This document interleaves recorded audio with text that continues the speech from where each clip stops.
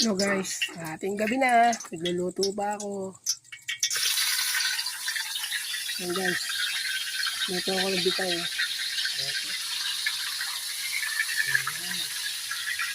Gabi na guys. Nag-shito na ang gabi.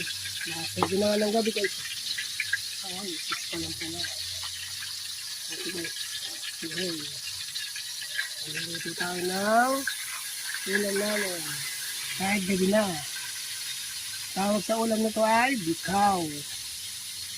Ayan guys, bikaw yan.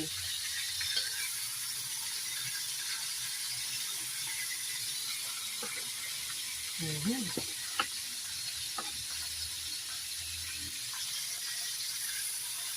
Ayan guys, kakakoy kami kasi wala kaming gasin.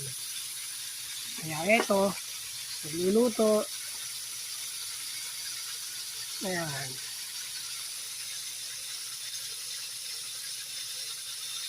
Luto ako guys ha. Pensya na kayo, mausok. Kasi wala nga kami gasol. Sa kalam na ako nagluluto, kalang, bikahoy. Ayan. Ang ulam, bikaw. Sarap yan.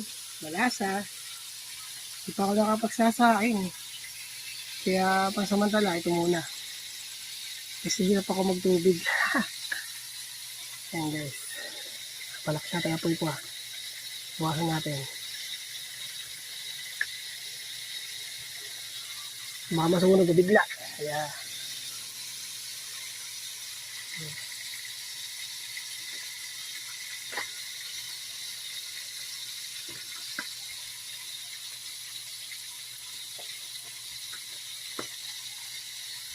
ayan guys ha.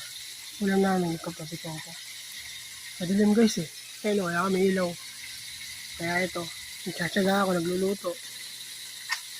Kasi guys wala akong tagaluto eh. Wala taga-tanlaw. Kaya ito, habang nagluluto, nagbablog.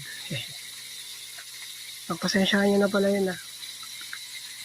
Comment nga kayo guys kung ano masarap sa bikaw bukod sa pirito, kung ano masarap. Comment kayo ha.